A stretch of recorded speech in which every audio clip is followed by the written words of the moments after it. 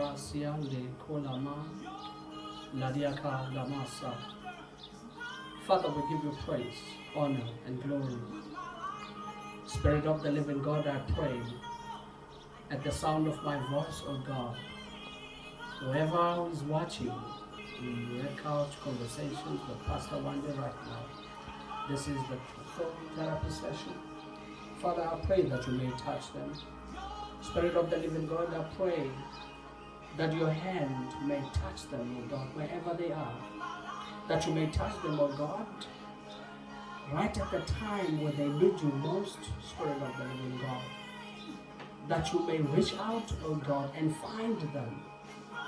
Lord, they need you right now, O God. Somebody right now, O God, is attempting to take their own lives right now, O God. Somebody is trusting you for a supernatural breakthrough. Somebody's husband, O God, has been arrested for something that he has not even done. Somebody, O God, has been accused of rape. Somebody's been accused of something that they haven't done right now. Oh yes, oh God, I'm talking to that young lady right now. Right now, Spirit of the living God, who's pregnant and doesn't know what to do. She's thinking all sorts of thoughts right now. Oh God, she's even thinking that the best thing to do is to take her own life.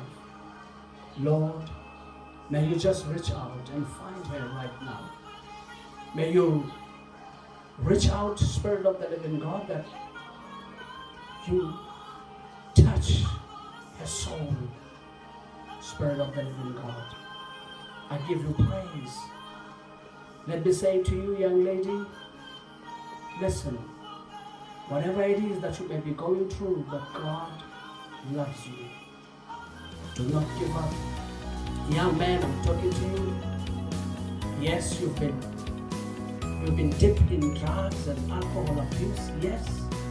Yes, I do agree. I do agree that you've done it. I do agree that your life is in a mess right now, but you know what? There's a God out there who loves you unconditionally.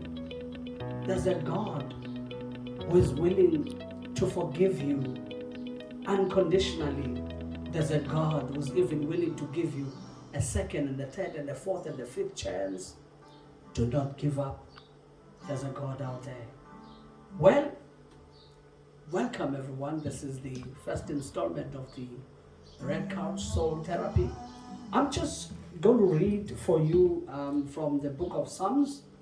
I'm reading from chapter 14, verse 1. And it reads, "The fool says in his heart, there is no God." The fool says in his heart, there is no God. They are corrupt, their deeds are vile. There's no one who does good. Now, I just want to encourage you this morning that you know what? I do not want you to be that fool, because a fool will always look for a reason not to believe in God. A fool will always be so intelligent enough to question the existence of God's divine being and divine power. Do not be that fool. And I'm willing to even challenge that fool and ask him, you fool, who takes control of your breath? Who takes control of the heavens and the earth?